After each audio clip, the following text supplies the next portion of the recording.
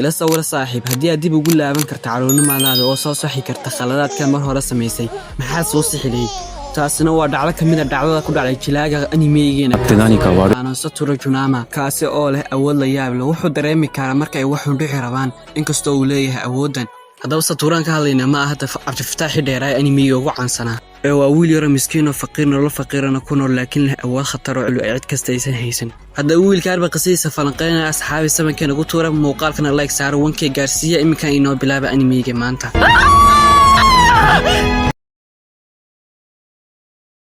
ده هو Satoru Junama wiilka Junama qisada noogu soo bilaabay waxa uu leeyahay riyadaas oo aynu noqdo farshaxamiistaha maangada wiilka Junama iyo Satoru loo magacaabo wuxuu ka shaqeeyaa meel biisa kaasoo u geeyay dadka dalabaadka ka soo dalbadeen maalmaha kamid ah soo gaarsiinaya dalab ayaa isagii saaxiibadiisa shaqada ee Aris loo magacaabo waxay arkayaan wax la yaab leh taasoo balbaalis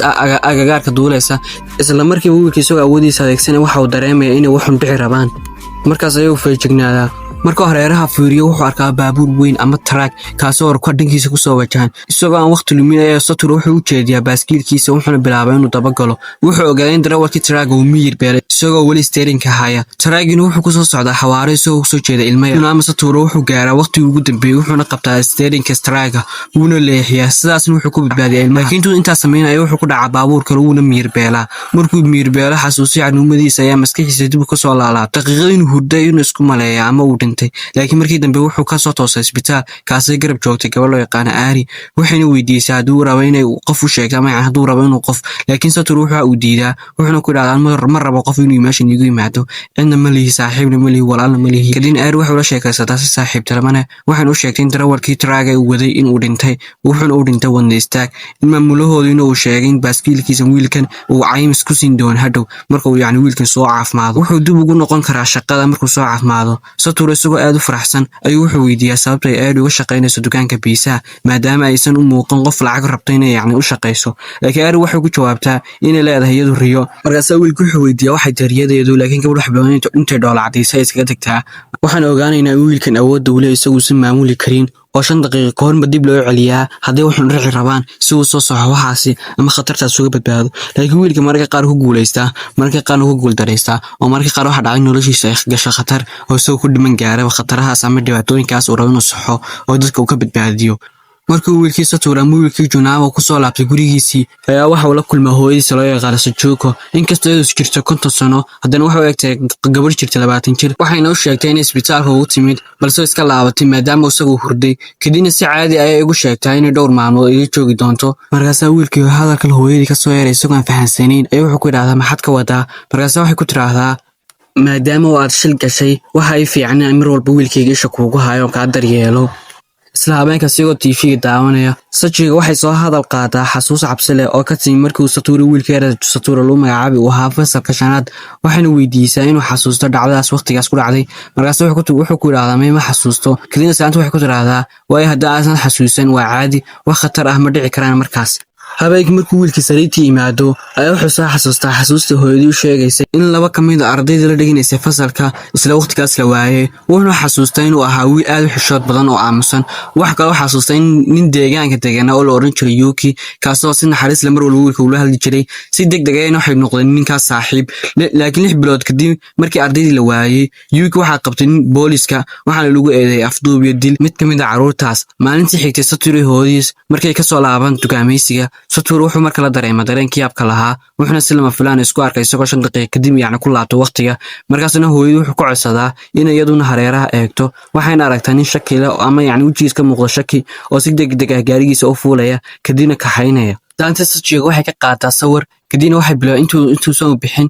waxay kadib meesha waxa timaada Ari waxayna aad la yaabtaa sida hooyada wiilka Satoru ay u muuqato mid aad ugu da'yar saddexdooduna waxay bilaabeen sheekaystaan Sajigana si caadi ah wiil gabadhii uga casuumta gurigeeda iyadoo ogeyn gabadhan waxay tahay dhankan ninkan wuxuu bilaabay inuu meel fog ka daawado intay cashaynayeen Sajiga waxay si kaftan leh weydiisay inta ay leegtahay muddada ay Satoru gabadhan ay shaqaysanayeen aad si degdeg ah u cadaysay in kaliya saaxiibo yihiin. Markay gaarto waqti ay gabadhu bixi lahayd, Sachiko waxay weydiisay in habeenkaas gurigan la joogto, laakiin wiilkii Sature wuxuu ku yiraahdaa mayhooyna lama joogayso. Gabadhan Aari waa gabadh dugsi sare oo waa gabadh ardayada casharaan iyo assignment iyo waxba sugaya oo diyaarsanaysa. Markii dambe wiilkii Sature wuxuu bilaabay inuu akhriyo jaraa'idka wararka, wuxuuna ku arkaa magaca Kiliyo Hinoki, gabadh aamus badan oo fasalka ahayd oo la afduubay lana dilay. Markuu arkay magaceedii, qalbigiisa waxa ku soo dhacaya dareen culus oo ah murugo iyo dambi. Dhan kale Sachiko waxay ka fikiraysaa ninkii ay horey u arkeen maanta, waxayna dareemaysaa inay horey u aragtay qofkan oo meel ku aragtay. Markay eegtay jaraa'idka duuga ee meesha yaala,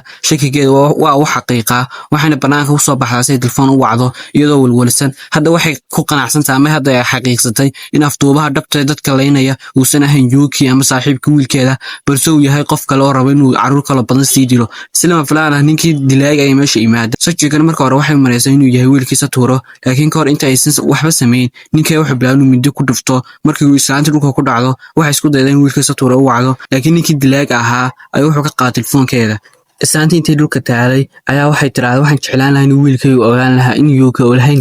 dambiilaha dhabta ah, kadibna way dhimataa. Dhanka wiilkii Sature wuxuu soo jeedaa gurigiisa. Markuu soo dhawaado guriga, wuxuu arkaa dhiig dabaqa kasoo qulqulay, isagoo naxsanay gudaha u soo galaa. Wuxuuna arkaa hooyadiis oo dhimatay, wuxuuna istaagay isagoo aan rumaysan karin waxa uu arkayo. Markuu soo dhawaaday, gacmihiisa waxa ku daatay dhiig. Isla waqtigaasna qof ka mid ah deriska ayaa meesha yimaada. Deriskuna markay arkaan way argagaxaan, wayna qeyliyaan. Waxay kadib meesha waxa yimaada booliskii. Markay arkaan muuqaalkaas, waxayna malayn wiilkii Sature uu gacan ku dhiig leeyahay, waxayna isku dayeen inay qabtaan, laakiin isagoo wiilkii jahwareersan cabsi dareemaya ayaa wiilkii wuxuu bilaabay naftiisa la cararo, mana fahmin waxa dhacaya. Silma filaan wax kastoo ku hareeraysan ayaa isbedela. Wuxuu isku arkaa isagoo oo jooga meel uusan muddo sanada u arkin. Markuu neefta soo ceshanayo, ilmo yar ayaa agtiisa ka ordaya. Halkaasna wuxuu dhab ahaantii ka fahmay inuu dib ugu laabtay 1988 oo ah xilligii carruurnimadiisa. Sature wuxuu isku arkaa fasalkii hore joogi jiray markuu yara u dhigan jiray. Waxay kadib macalinkiisa fasalka ayaa soo galay oo uu tilmaamay kursigiisa caadiga uu rabay inuu fadhiisto, laakiin Sature isagoo wareersan waqtiga isbedelay awgiis wuxuu hilmaamay halka uu fadhiisan jiray. Wuxuuna fadhiistay kursi maran oo qof kale leeyahay, balse ardayga xasuusiyo wuxuu ku yiraahdaa kursigaas waxa iska lahaa qof kale ee iskaga kac. Kadib wiilkii isagoo xishoonaya ayuu wuxuu ugu dambe ku soo noqday kursigiisii saxda ahaa ee macalinku tilmaamay, isagoo weli aan garanayn kursiga saxda uu fadhiisan doono. Laakiin kursigan uu fadhiistay hadda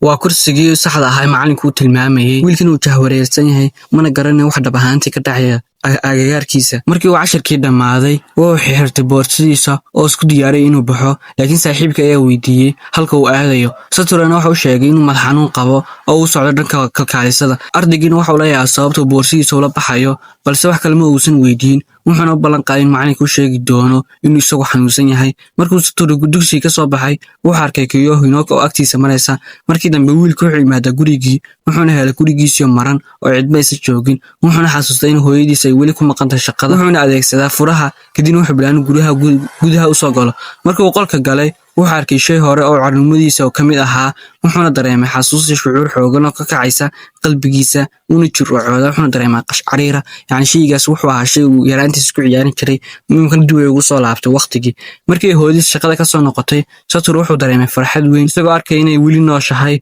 Waxay weydiisay haddii wax khaldan yihiin, laakiin wuxuu bilaabay inuu madaxa u luxo, isagoo u sheegaya wax walba inay hagaagsan yihiin. Hooyadiina waxay tagtaa jikada si ay casho ugu soo diyaariso. Labadoodana waxay bilaabeen inay wada cunteeyaan, isagoo hortiisa fadhiya. Saturuna wuxuu naftiisa u ballan qaadaa in markan uusan khasaari doonin fursaddii labaad ee carruurnimadiisa. Maalintii xigtay, markuu fasalka soo galay, wuxuu isweydiiyey sababta awooddiisu ugu celisay waqti aad u fog. Ma jirtaa waxaa raba inaan ka hortago ama aan badbaadiyo. Intuu cashirka socday, wuxuu arkay nabar madow oo gabadha ka eeg bowdada ku yaala. Isagoo walwalsan ayuu maalintoo dhan wuxuu bilaabay in isha ku haayo bowdadeeda ama namarkaas ciddu waxay tahay. Markii dambe isagoo la sheekaysanaya saaxiibadiisa dugsiga ayaa mid ka mid loo yaqaano Kenya Kobashi ayaa wuxuu weydiiyaa hadduu Satoru jecel yahay gabadha Kyo, maadaama uu arkay isagoo maalintoo dhan isha ku haaya gabadhan. Kadibna wuxuu ku idhaahdaa mayaanu gabadha ma jeceli, waxaan la yaabanahay sababta nabarku ugu yaalo iyo cidda ku dhufatay. Si kastaba ha ahaatee, saaxiibadiisoo la kaftamaya waxay ku idhaahdeen waan kaa caawin doonaa inaad gabadhaas u dhawaato Kyo. Saturuna wuxuu soo dhawaadaa gabadhii si uu la hadlo. Gabadhan wax bilowna iska fogayso, wuxuuna si xishood loo weydiiyaa ma rabto inaan saaxiibo noqono. Kyo isagoo si taxaddar loogu jawaabaysa ayaa waxay ku tiraahdaa maxaad rabtaa inaan u noqono saaxiibo? Saturn ma uusan helin jawaab cad, wuxuuna bilaabay inuu xishoodo. Kiyona waxay markaas u sheegtay in labadooduba ay iska dhigayaan waxaysan dhab ahaan ahayn. Hadalkaasna Saturn wuxuu ka yaabiyey, wuxuuna bilaabay inuu welwelgeliyo oo idhaahdo tolo ma ogaatay waxaan ahay anigu iyo ciddaan ahay iyo inaan kusoo laabtay maadigii ama yacni baastigii inaan kusoo laabtay. Kadibna Kiyo waxay u sheegtay in maalintii hore isaga oo la socda hooyadiis ay aragtay oo guriga wada socdaan labadoodu. markaasaa wiilka markuu gabadhu yimaado wuxuu ku idhaahdaa waxaan rabaa inaan badbaadiyo mustaqbalkaaga, sidoo kale waxaan rabaa inaan badbaadiyo mustaqbalka hooyaday, oo hooyaday waxay ku xukumantahay dil. qofkii dil ayaa rabaa inaan ka hortago, anigaana khaladaad soo sameeyey, khaladaadka ayaana rabaa inaan saxo. sidoo kale waxaan rabaa inaan mustaqbalkaaga adiga badbaadiyo, ee fadlan saaxiibaan noqono si aan khaladaadkaaga kaaga hortago aadna u samayn oo ina khaladaadkaas kuu sababay inaad dhimatid. markaasaa waxay weydiisaa haddii uu run ahaantii hooyadii saasoo dhan u jecel yahay oo rabo inuu mustaqbalkeeda badbaadiyo. markaasaa Saturn si fudud buu ugu jawaabaa, wuxuuna ku idhaha sabab baan u jeclaan waaya hooyaday, aad ayaan u jeclaya hooyaday. laakiin Kiyo wax jawaab ah may bixin hadalkaas kadib, halkii ayna iskaga sii jeesatay oo wiilkii iskaga tagtay. kahor intii aysan tagin, Saturn ayaa mar kale weydiiyey haddii ay rabto inay saaxiibo noqdaan, iyaduna waxay weydiisay inuu dhab ka yahay inay saaxiibo noqdaan ama yacni uu ku jeesjeesayo iyada oo been u sheegayo. markaase wiilkii wuxuu ku idhahdaa waxaan rabaa inaan saaxiibo noqono, ee fadlan ha noqono. iyagoo maalintii xigtay, saaxiibada Saturn ayaa mar kale waxay bilaabeen inay soo hadal qaadaan Kiyo, laakiin wiilkii Kenya joojiyey, wuxuu ku idhahdaa jooji jeesjeeskan aad wadiin ee saaxiibka ku jeesjeesaysiin. kadib Saturn wuxuu bilaabay inuu mahad celiyo Ken inuu u dhowla cadeeyey, wuxuuna ku yiri wax dhib leh ma lahan, balse wuxuu sheegay inuu dareemayo wax yaab leh. waxaasina si fiican ma fahmi karo wiilkan Saturn, oo wuxuu ku idhaha kuma sharixi karo, haddaan xitaa isku dayo inaan kuu sharaxo ma awoodo inaan kuu sharaxo waxaas. habeenka Saturn wuxuu akhrinayay mid ka mid ah qoraalada dugsiga ee ku qortay gabadha Kiyo, halkaasna waxay ku qortay inay rabto inay ka cararto oo kaligeed meel ku noolaato kana fogaato hooyadeed mar walba ku xadgudubta. qoraalkaasina wuxuu ahaa mid aad u qalbi jab leh oo murugo leh. markii dambe wuxuu hooyadiis weydiiyey inuu ku casuumi karo maalintiisa dhalashada in asxaab guriga uga yimaadaan. hooyadiina aad ay ugu faraxday, waxayna ku tiraahdaa waxaan idiin diyaarin doonaa keeg aad u macaan, waxaana ku ogolaya inaad keenita asxaab, waana ku faraxsanahay midaas wiilkaygiiyow ee samee waxaad samayn kartid. habeenkaas Saturn wuxuu go'aansaday inuu si dhab ah gabadhaas ugu dhawaado, uuna ilaaliyo, uuna fahmo waxay gabadhan rabto inay samayso. maalintii xigtay, isagoo ka baaqda howlihii saaxiibadii ku balansanaayeen inay sameeyaan dugsiga, ayaa wuxuu yimaadaa gabadhii iyadoo joogtay meel jardiin ah. markaase wuxuu ku idhahdaa waxaan rabaa inaan saaxiibo dhab ah noqono. markaase gabadha waxay ku tiraahdaa markaa dhab baa mar labaad ku celisaa. markaasuu ku idhaha waa iga dhab, waxaana mar walba iska dhigdhigaa qof yacni aan ahayn, si aanu laygu tilmaamin guuldaraysta ahay, oo anigu qalbigay waxaan ka dareemana ahay qof guuldaraysta aan waxba xaqiijin karin oo doqon ah. laakiin mar walba waxaan iska dhigaa qofkiisa fiican. saas markastoo iska dhigana waxay isxasuusinaysaa inaan noqdo qof saas camal oo kale oo noqon geesiya oo wax walba xaqiijin kara. markaasaa gabadhi wuxuu soo fidiyay casuumad, waxaana ku idhaahdaa waxaad tahay qofka ugu horeysay ee aan rabo inaan casuumo. arrinkaasna waxay dhacday in iyada taabato ay dareento xishood. Kena waxay weydiisay haddii ay taasi dhib ku noqon karto maadaama ay rabaan dad kale inay yacni dad kale u yimaadaan isaga. Saturn wuxuu bilaabay gacmaheeda garabka saaro, wuxuuna ku idhaahdaa u huba arrinkaas inay iman doonaan dad kale, laakiin waxaa rabaa inaad ii timaado adiguna. waxay bilowday inay dhoola cadayso, kadib markay aragtay in gacmihiisa qabow yihiin ay gacmaheeda ku qabatay si ay u kuleeliso. isaguna wuu xishooday. Saturn wejigiisa u casaaday, waxayna u sheegtaa inay gacmihiisu aad u qabow yihiin ayna rabto inay kuleeliso. kadib markuu arrinkaas maqlay, waxa dhacday inuu qoslo. wada hadalkoogii si dabiici ah ayuu socday, waxayna u sheegtay in hadalkiisu ama yacni inay isagala hadasho ay fudud tahay, in ku raaxaysanayso, in isagala sheekaysanayso. wuxuuna ku idhaahdaa taas waa sababta aan iskaga dhigin inaan qof kale ahay oo aan soo muujiyo xaqiiqdii dhabta ah marka aad adigu ila joogtid. markay arrinkaas maqashay, Kiyo waxay bilowday inay si degdeg ah wiilkiis kaga tagto. Saturn wuxuu ku idhaahdaa beri ayaan ku arki doonaa. gudihiisana wuxuu ballan u qaaday inuu gabadha mar walba ilaalin doono oo ka warhayn doono si uu mustaqbalkeeda u badbaadiyo, dhimashadaasna uga badbaadiyo. maalintii xigtay waxaa la qabtay tartankan skateska, yacni kabaha lagu cararo ama barafka loogu cararo. mid ka mid a gabdhaha ayaa waxay dooratay tartami wiilka Saturn, halka ay gabadha Kiyana ay dooratay Saturn. kahor intaysan tartanku bilaaban, waxay u sheegtay inuusan si fudud yacni u dhayalsan tartankan oo si fudud looga guuleysan isaga oona si fudud u ciyaarin isagu. kadibna wiilku wuxuu ku idhahdaa taas anaa kuu ballan qaadaya. markuu tartanku bilo, wiilku waxa dhacay inuu ciyaaro si fiican, weliba ugu ciyaaro skatekii. markuu ogaaday in laga badin rabo isaga, ayaa waxa dhacay wiilku inuu xoogaa yar quusto oo gaabiyo si uu markii hore u cararayay oo si fiican uusan u ciyaarin. xawaaruhu ku cararayay markuu yareeyana, arrinkaas waxaa dareemay wiilkii Kenya iyo gabadhii kale. kadib tartankii markii uu dhammaaday ayaa ninkiiba yimaaday wuxuuna ku yidhaahdaa saax miyaad igu jeesjeesaysaa adigoo raba inaad guulaysatid ayaa nin yarba kaa horreeyey aniguna waxaan u eekaa mid khasaaraya laakiin waxaa dhacday inaad ii qir oo yacni aad dadaalkaad muujinaysay aad joojisid kadibna anigu asaas ku guulaysto ee aduma waxaad damacsantahay ii sheeg markaase wiilku wuxuu ku yidhaahdaa maya anigu waxaan doonaya inaan khasaaro maadaama aan rabo inaan noqon caan kadibna waa waxa dhacay inuu wiilku inuu iskaga yimaado gabadhii ayana wuxuu bilaabay inuu la hadlo wuxuuna ku yidhaahdaa wiilkaan maanta la tartamayey wuxuu ahaa mid khatara wuuna iga guulaystay laakiin gabadhu ogeyn isagu si ula kaca u naaqusiyay orodkiisii kadibna waxay bilowna iska aamusto waxna ma tiraahdo Satura waxa uu soo galay fasalkii kadibna waxa uu fadhiistay isagoo aan fahansanayn waxa dhacaya mid kamid ah ardayda ayaa weydiiyay halka uu socdo wuxuuna u sheegay inuu madax xanuun qabo oo u socdo dhanka kalkaalisada markiina waxa uu weydiiyay sababta uu wato boorsada Saturna jawaab cad uma bixin ninkii saaxiibkiis kaliya ayaa u sheegay inuu macalinka u sheegi doono kadibna wuxuu ku yiraahdaa aniga macalinka u sheegi doono inaan xanuunsaday saaxiib ee hore u takay kalkaalisada markuu ka soo baxay dugsiga Satur waxa arkay kii oo hortiisa ka gudbaysa markuu guriga tagay gurigana waxa uu marnaa wuxuuna xasuustay hooyadii shaqo ku maqan tahay oo ayna iman doonto mar dhow wuxuuna guriga galay waxaanu guriga ku galay furihii keedka meesha yaalay markuu qolkiisa galayna waa uu murugooday isagoo eegay shay haddana waxaa isleeyahay asxaabay safaan maxaad noogu soo celisay animeyga horeegii aad noo waday hadda asxaabay raali ahaada animeyga saa isku laalaabanay wiilka kolba khalad ayuu galayaa kadibna dib ayaa loo celinayaa si uu khaladka mar labaad u soo saxo markaan khalad ayuu galay khaladkaasi dib loo rabaa inuu soo saxo haddana dib ayaa loogu soo celiyay adduunkii oo wuxuu rabaa khaladkaas in mar labaad u saxo markuu wiilkii gurigii yimday oo guriga isagoo maran u arkay iska murugooday ayaa waxay matay hooyadii kadibna hooyadii way ku faraxay inay timid oo weli nooshahay haddana wuxuu yimaadaa subaxdii iskuulkii markuu yimaado wuxuu arkaa gabadhii oo ay weli ku yaadaan nabaradii kadibna wuxuu idhaahdaa nabarada u geysan jirtay hooyadii kadibna waxaa dhacay wiilkii inuu sidaa u fiiriyo markaasaa saaxiibkii Kenya ayaa ku idhaahdaa saax miyaad ka heshay gabadha masuu ku dhaha mayaan gabadha kama helin markaasaa wiilashii kale waxay bilaabeen ku dhiirigeliyaan inuu la hadlo gabadha markaasaa markii laga soo baxay dugsiga ayaa wiilku wax bilaabay gabadhii la hadlo kadibna gabadha waxay ku tiraahdaa maxaa rabtaa mas'uulku wuxuu ku yiraahdaa may ka fiirsan kartaa intaan kula noqon saaxiib inaa yacni hubisid shakhsadeeda dhabta insaan ahay markaasaa gabadha waxay ku tiraahdaa adigaas ogaada maxaa doonaysay mas'uulku waxaa rabnaa inaan saaxiibo noqono markaasaa gabadha waxay ku tiraahdaa may saaxiib ma rabaan waqtigan diyaar uma yihi saaxiib waxaad iska dhigaysaa qof aanad adigu ahayn markaasaa wiilku wuxuu ku yiraahdaa sideed ku ogaatay barunta ii sheego kii waxay markaas shaaca ka qaaday in aragtay shalay isagay hooyadii ku qaylinayso waxayna weydiisay inuu hooyadiis u jecel yahay isaga wuxuuna ku yiraahdaa ha hooyada waan jeclahay iyadoo wax kale aan oran ayay iskaga tagtay Saturn markaas waxa weydiiyay inay rabto in saaxiibo noqdaan iyadoo waxay bilowday inuu weydiiso inuu dhab ka yahay waxaas uu sheegayo dabadeedna waa iskaga tagtay iyagoo aan ogeyn ayaa qof qarsoodi wax bilaabay inuu dhageyso waxay ka sheekaysanayaan maalintii xigtay fasalka markii la soo galay ayaa dadku wax bilaabaan inay wiilkii Kenya ka hadlaan kadibna wiilku wax bilaabay isweydiiyo Kenya maxaa uu sameeyay oo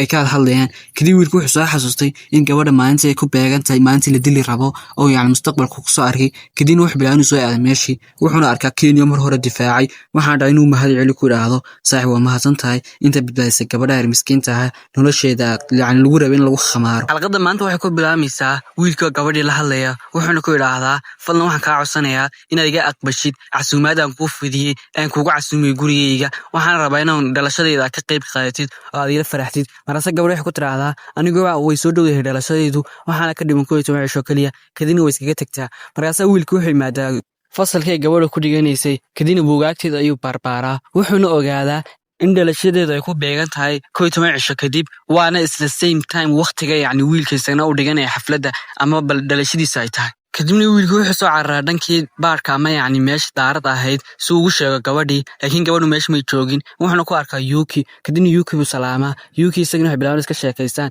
oo meel qol isla aadaan iska sheekaystaan iyagoo sheekaysanaya ayuu wiilku wuxuu idhaahdaa marnaba ma filanayo ama uma malaynayo inuu wiilka mustaqbalka noqon doono dilaaga dilay gabadha ee Kiyo kadibna wiilku wuxuu idhaahdaa waxay ku beegan tahay caawa la dili doona gabadha yar quruxda badneed hadda waa inaan badbaadiyaa kadibna wuxuu soo aadaa gurigii gabadha yar si uu u badbaadiyay gabadha yar laakiin guriga markuu yimaado wuxuu arkaa gabadhii golofiska xidhnayd gacmaha ku xidhnayd oo dhulka iska yaala oo laakiin dheertii yacni wasakha kadibna wiilku yaabaa wuxuuna yidhahdaa maxaa gabadha ka saaray isagoo saa u yaaban uunba hal mar wuxuu maqlaa qof taahaya ama yacni la caawi fadlan oo aayar hadlaya kadibna meesha markuu saa u furaba wuxuu arkaaba gabadhii oo dhaawacyo badan ku yaalaan waxayna cod hoose ugu sheegtaa inuu isan ila soo fiirin kadib wiilku wuxuu bilaabay jaakadiisa saaro oo iyada ku daboolo xilligaasna waxaa jiray baraf aad u daran oo dhulku wuxuu wada baraf aadna ayuu noo qabaa temperature-ku markaasaa gabadhu ku yidhaahdaa ma xasan kuu gala ku helay isagoo saa gabadhii ula hadlaya uunba hal mar waxa soo baxday islaantii gabadha dhashay kadib wiilkii bilownay salaanto waxay ku tiraahdaa wiilkayga see tahay masuukala waan fiicanay gabadha maxaa helay markaas islaantii waxay tiraahdaa gabadheedu xoogaar waxay leedahay dawaqaad wayna iska dawaqdaa meel ayayna ka soo dhacday kadib markii meeshaas ka soo dhacdayna dhaawacyo ayaa soo gaaray dhaawacyadu sababtaasay ugu yaalaan laakiin wax kale ku dhacay gabadheeda ma garanayo markaasaa wiilka wuxuu ogaaday inay islaantan been u sheegayso oo ay khiyaamayso wiilkan markaas wuxuu ku idhaahdaa waayahay was arki doonaa gabadhan yar laakiin ka warhay oo daryeel gabadha yar oo si fiican uga warhay markuu wiilkii yaraa saa uga baxay gabadheena wuxuu bilaabay cadaab kale intay cunaha qabato ama xaga tunka qabato ay kulba biyaha ku muquurtaa waxayna ku leedahay sabab ayaad ugu sheegaysaa dadka oo u leedahay caawiya oo u fashilaysaa sirahayga hadaad ka shilin weyday gabadhahay kadibna gabadha bilownaysaa u cadaabto subaxdii markii la gaaro ee gabadhii iskuulkii timaado ayaa wiilkii xaggeeda dab u fadhiyey wuxuuna arkay inay xagga qoorta kaga yaalan nabuuro aad u halisa kadib markii ardaydii kala dareereen break timeka la gaaray ayaa macalinka u yimaada wuxuuna ku idhaahdaa macalin horta maxaa kaga khaldan gabadhan maalin waa la cadaabaa hooyadeed baana saa u cadaabta waxaa laga sheegsanaya inay hooyadeed aysan ahayn ee gabadh soo korsatay ay tahay ee maxaad ribood uga bixin weyday oo tacwiin weyday maase odayga wuxuu ku idhaahdaa ama ninkii macalinka wuxuu ku idhaahdaa mayani gabadhan hooyadeed ayaa yacni dilaysa ama ciqaabaysa cid kule ciqaabaysa ma jirto lagana yaaba in hadhow dembi isku galo wax iga galayna ma jiro wiilkaygii ee aad shaqadaada ku qabso aniga ayaa isku dayi doonaa waxaan qaban kara qabane markaasaa wiilku wuxuu ku idhaahdaa macalino sheekada ha dhayalsanin hadhow waxay isku bedeli kartaa dil oo aan ka baqaya in gabadhaar la dilo waxaana kaga codsanayaa inaad gabadhaayar aad ka warhaysid oo islaanta naxariista ka tagtay aad gabadhaayar ka badbaadaysid fadlan taasoo kaliya kaga codsanaya macalin ee ii fuli waxaana ka baqaya in gabadhaayar horey loo dilay waxa laga yaabaa inaad isleedihiin gabadheer muxuu ugu walwalayaa wiilkani saasoo dhan muxuu ihtimaam u siinayaa haddaba wiilka mustaqbalkuu aaday saan iigu soo sheegay horey wuxuuna ogaa in gabadheer ay dhiman doonto dilkiisana lagu masabadi doono saaxiibkiisa hadduu ugu jecelay yoog lagu magacaabo oo gabadheer lagu leeyay kaas ayaa diloo la afduubtay cid dishayna aan la garanayn marka wiilkeena wuxuu rabaa inay askar ku qabtaan gabadhan islaanta ah yacni iyadoo dilaysa gabadheer miskiinta ah inay boolis ku qabtaan ayuu doonayaa ihtimaamkiisa dhanba waa intaas sidoo kalena gabadheer inay dhimato iyo hooyadii inay hadhow mustaqbalka dhimato xiriir toos ayaa ka dhexeeya oo dib ayaad ka fahmi doontiin animeygu xoogaa qisiisu isku laalaabanaysaa anaa laakiin nin kala dhigdhigi doona ee la socda asxaabay haddaba aan kusoo laabana animeygeena gabadhi hooyada waxay ka codsatay inay dibadda u baxdo maanta asxaabteeda iskala soo baashaaso laakiin waxay rajaynaysay 90% inay hooyada ka didi doonto inay fasaxdo laakiin si la yaab leh oo ay gabadhi la yaabtay ayaa hooyadeed u aqbashaa waxay ku tiraahdaa fasax baa tahay maqnow baa tiriye xili dambe xitaa iska imo kuma walwalayo adiga kadibna gabadhiyadoo faraxsan ayaa waxay mataa wiilkii saaxiibkeeda ahaa Satuuro waxayna ku tiraahdaa kaala damanta hore soo fasaxay ee xageed rabtay inay wadid kadib wiilku wuxuu ku tiraahdaa kaala waxaan taginaa meel loo yaqaan madxaf oo madxafkaasan soo eegaynaa laga yaabo in waxaan faa'iido aan ka helnay kadib madxafkii ay yimaadaan wiilkii soo madxafkii barbaaraya ayuu hal mar wuxuu maqlaa cod wiilkiina ma garanayo meesha uu codku ka imanayo kadibna wiilkii waxaa soo muuqday qof uusan si fiican u arki karin wiilkiina waxa dhahay inuu cabsoodo uu soo aada dhanka musqusha oo ku soo fikiro waxa dhacaya kadibna markuu wiilkii fikiray tan waxay ahayd markii ugu horeysay ee halkan uu yimaado isagoo la jooga kiyo waqtigan cusub balse wada hadalka ay hadda yeesheen wuxuu muuqday mid hore oo dhacay halkan wiilku wuxuu ku ogaaday in kiyo is-ereeriyadan uu sheegay 18 sano ka hor wuxuu fahmay inuu si fudud ugu celcelinayo wixii hore u dhacay halkuu ka bedeli lahaa oo wax kale ku bedeli lahaa si uu gabadha uga hortago inay caafimaadkeeda khatar soo gaadho laakiin uu ku celcelinayo wixii hore u soo dhacay taasina aad bay u cabsi gelisay wiilkii markaasaa gabadhi waxaa dhacay inay dhoola cadayso waxayna tiri aad ayaan ugu faraxsanahay inaan maanta halkan imaado isla waqtigaas ayaa waxaa yimaada saaxiibadood Satuurona wuxuu dareemayaa yacni nasasho yar ama inuu yacni mushkilad kusoo socotay in xoogaa yar laga qabanayay oo imika wuxuu helay weheli wuxuuna u maleeyay inuu qof soo weerari doono oo gabadha diri doono maalintii xigtay ee dugsiga kiyo si farxad leh wiilkii u salaantay waxayna ku tiraahdaa subax wanaagsan taasoo ka dhigtay inuu wiilka xishoodo isaguna si cod dheer ayuu ugu jawaabaa waad qurux badan tahay taasoo fasalka dhan ay maqleen labadooduna waxa dhacay inay xishoodaan kadibna waa ay qoslaan intii cashirka lagu jiray Satuurna maskaxiisa kama bixi karin beri waxay ahayd maalintii la filayay in kiyo ay dugsiga kadib la waayo labadooduna waxay booqdeen guriga kiyo waxayna si kooban ula hadleen hooyadeed oo hadal dheer iyo khudbad dheer umaysan gelin oo hadallada iyo soo koobay ma ka wada yacni Satuurna waxa uu sheegay inay beri ay ula kulmi doono subaxdii xigtay wuxuu si degdeg ah ugu soo jarmaaday gurigii kiyo wuxuuna u kaxeeyay dugsiga soo gacanteeda haya oo saaxiibadu gacanteeda ku garab haya asxaabtuna waxay yiraahdeen ninkii saaxiibka ahayn kaliin wuxuu yeeshay jacayl ka qalayno wuxuuna dareemay kalsooni isagoo u maleynay in wax muhiim ah uu bedelay ama gabadhan qadarkeeda yani wax uu ka bedelay ama dhimashadii u qorneed gabadha inay dhimato ama meelahaas ku dhimato uu ka bedelay wax fiidkii marka hore ka codsaday gabadha inay dibadda u soo baxaan inkastoo gabadha marka hore diiday haddana ugu dambeyn way ku qanacday labadooduna waxay bilaabeen inay ciyaaraan laakiin Satoru mar walba ku guuldareysan ciyaarta markay habeen noqotay waxay bilaabeen guryahooda ay kala aadaan markay soo laabanayeen waxay mareen beerta ay kiyo marka hore ku luntay Saturuna cabsi weyn ayuu dareemay kadibna gabadha gacanteeda si adag u qabtay wuxuuna xasuusiyay inay bari mar kale kulmi karaan markuu gabadhii ka imaado Satoru wuxuu si walwala u eega saacadii isagoo tirinaya saacadaha iyo daqiiqadaha ka harsan in gabadha la dilo maadaama mustaqbalka ku soo arkay in la dili doono caawa oo ka walwalsan yahay mar walba mustaqbalka asxaana weeraa mar walba yani mustaqbalka ku soo arkay wiilkan wuxuu ogaayay waqtiga maalmahan dhow in gabadha ay dhima doonto qofka dili doonana ma si fiican ma garan laakiin wax lagu masabay saaxiibka Yuki sadaraad ayuu mar walba rabaa wiilkan inuu gabadhan uga warhayo saaxiibkiina uu bariyo uga dhigo dambiyaas mid aan geysan xalqadaba nooga sii waday asxaab فضل موقعك لايك سارة كنال كانوا كصبيرة سبسكرايب سارة إيد كانوا تورا يمكن ينوي بلا حلقة دنيت حلقة ما أنت حكوا بلا مساء ويلك وقبضوا يمدحير الصباحة وحنا أركيا ضوي مكسات وصي مركي الباب كفرتي أي أركتي ويلكوير فرح كدين واحد عيني يقول كي مادان معني كده مستر يشورو أي حكوا عسيني لقادان قلب كجيم يحسجا يعني جيم تأ كدينو ولا قادن وحين aadan dukaameysi markay iskuul ku soo laabtaan ayaa waxa loo dhigay xaflad yar ardaydu inay ka farxiyaan macallinkuna wuxuu keenaa keeg kadibna gabadhu waxay tiraahdaa igaraale ahaada inaan dhawmo doonayo ee fadlan iska celiya keegiina mana rabo inaan yani ii sameeyay wax dhalasha markaas macallinka ku yiraahdaa may waa mahadsan tahay anaga ay kugu tala galnay keegan ee ku farax maanta oo maalintii farxadaada ah ee dhalashadaada kadibna gabadhu waxay bilowday inay ka qaadato kadibna wiilku wuxuu soo kaxeeyay gudhanka gurigeedii wuxuuna siiyaa mareero qoorta lagu xidho si ay iskugu diiriso kadibna wiilku soo macsalaameeyaa habeenkaasna wuxuu seexaa si degan oo isagoo waxba ka walwalsanayn laakiin maalintii xigtay wuxuu ka soo toosay hurdadii isagoo waliba daahsan wuxuuna si degdeg ah ugu soo cararay ka dugsiga balse wuxuu maqlin gabadha kiyo aysan iman guriga maalin ayaa dhaaftay mid kale ayaa ku xigtay kiyo gabi ahaanba way joojisay imaanshaha dugsiga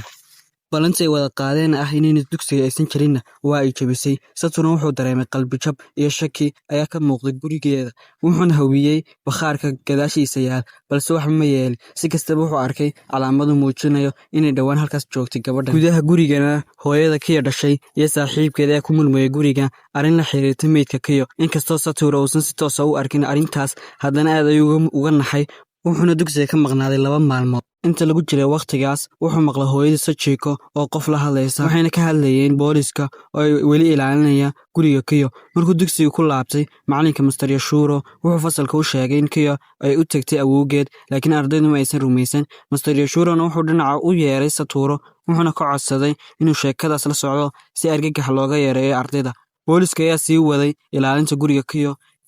iyagoo ka shakiysan hooyadeed laakiin ugu dambeyn gabadha kale ayaa la afduubtay markaasna boolisku waxay wareegeen kiiskaas cusub maalin maalmaha kamid ah Mr. Yashuro wuxuu ardayda ku amray inay guryahooda ku laabtaan waalidkoodana inay laabtaan intuu Satoru la socday saaxiibkiisa Kenya ayaa Kenya si hoose ugu sheegay in gabadha ay miskiinta marka labaad la afduubtay gabadha kiyo ka dambeysay iyadoo iska baxsan ee la afduubtay maalmuhu way socdeen gabdhuhuna waa la afduubanay boolisku waxay joojiyeen ilaalinta guriga kiyo maalin uu Satoru marayay guriga kiyo wuxuu arkay hooyada oo si la yaab loo qosaysa iyadoo wax tuuraysa isagoo yaaban oo walwalsan ayuu cararay wuxuuna helay hooyadii kiyo oo u diyaarsay saaxiibkeed hadiyad oo aysan weligeed gudbin markuu taas arkay Satoru qalbigiisu waa burburay wuxuuna orday isagoo ilmeynaya si lama filaan ah wuxuu isku arkay inuu ku soo laabto waqtiga hadda kadibna isagii aari waxay hoos tageen boondo waxayna bilaabeen inay wada hadlaan aari waxay u sheegtay Satoru wax ku saabsan caruurnimadeeda kadibna waxay tagtay gurigeeda si ay u soo qaaday wiilka dhar iyadoo dharka ku ridaysa boorsada ayaa waxay sigdiisa u aragtay fariin la yaab leh oo ka timid telefoonka hooyada Satoru fariintaasi oo ah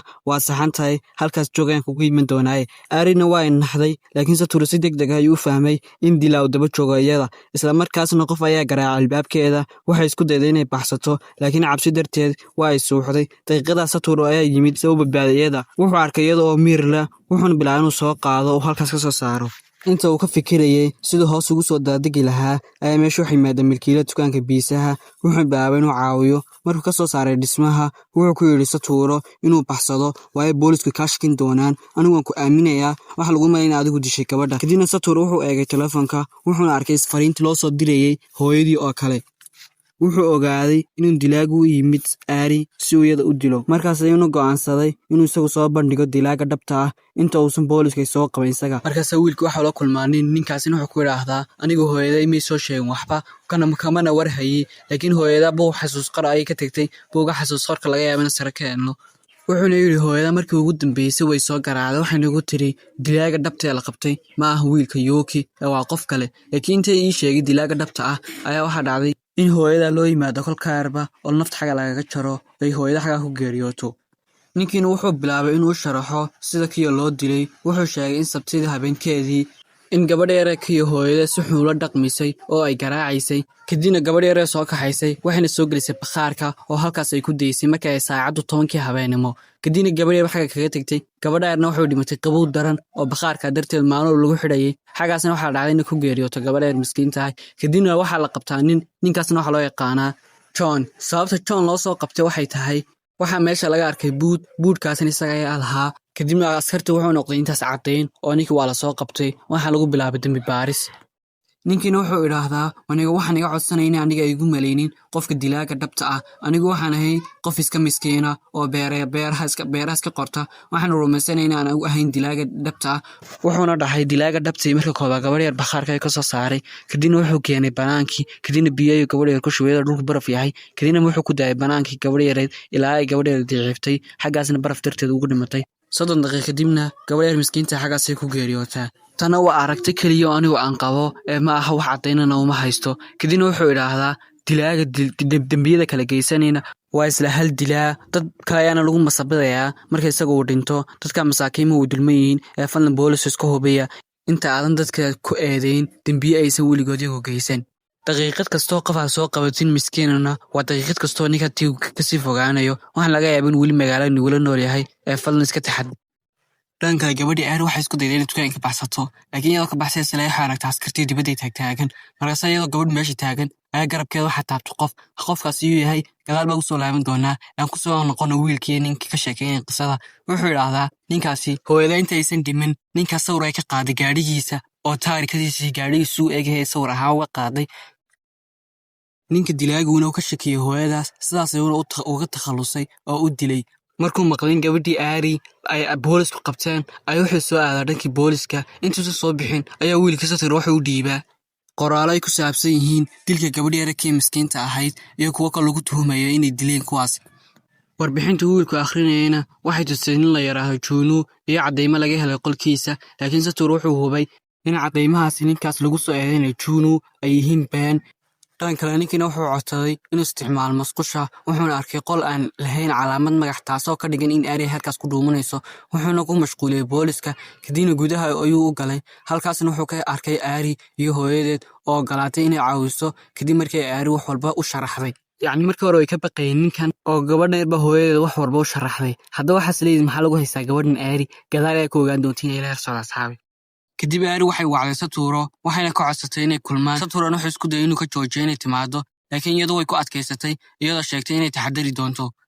markii guriga ka baxday qof ayaa bilaabay inuu daba socdo kale Saturo wuxuu u soo baxay dhanka ay ku balaameen iskugu yimaadaan meeshaas oo ah boondo hoosteed aarina way daahday wuxuuna damcay inuu iskaga tago meesha laakiin waxay timid waqtigii ugu dambeeyay waxay bilaabeen inay wada hadlaan aari waxay sheegtay waxay ka shakisaneed inay rumoobeen waxaas oo ah in wiilkan hooyadii uu dilay nin kale oo uusan dilin wiilka miskiinka la dulmiyay loo yaqaan Yuki ay saaxiibka ahaayeen wiilkan markuu wiilka maqlo magaciisana waxa dhahay in wiilkii walwalo oo yiraahdo bilow qofkaas ka fiirsan oo qofkaas ma aha malahe isla markaas booliska ayaa yimid si ay u qabtaan Saturo wuxuu isku dayay inuu ka baxsado laakiin waa la qabtay aarina waxay booliska u sheegtay inuusan wax khalad ah isagu sameyn Saturo wuxuu sheegay aari inuu ku faraxsan yahay in isaga amaantay wuxuuna ballan qaaday inuu xal heli doono oo kaga soo baxo jeelka intii la kaxaynayay wuxuu arkay nin dhuumanaya kadib ninkii markuu arkay wuxuu ogaaday wiilka inuu yahay dilaaga dhabta ah isla markiiba koorinta aan wiilka lagu ridin gaariga ayaa Saturo si xoog leh ayuu qayliyay isagoo doonay inuu dib ugu laabto inagu dheeraatay maanta marka intaas asxaab ku soo quleysay maanta xalqadii kale waxaan wada xalqadii lixaad weeyaan anime waa 12 xalqo markii la xalqa soo quleysay hadda 6 kale oo hadhan 6 kalena waana soo dhaqsan doonaa fadlan muuqaal kale saara kanaalkana ku soo biro 8k baa miyuun dhahay subax walba ku riyoona 8k ana oo galnay marka saxaab 8 ugu tuura inagoo ma kun jeer mahadsan marka saxaab intaas nagu caawiyo 8 ugu tuur waxa ka laga yaabaa waxa ka dhimo malaha 850 meelahaas ayaaba yani noqon qof dhiman 850 qof oo kaliya muuqaalkan waxa laga yaabaa in 2000 ilaa 3000 qof taawadaan marka 850 kun oo kaliya nooga dhamaan 8k kanaalkayga horena 8k isagoo maraya laga bangareeyo ogtii marka saacadaha baan igu codsanay like tan muuqaalku saddex ka siiya kanaalkan ku soo biiro subscribe saara maca salaama wa ashuufakum fi xalqa jay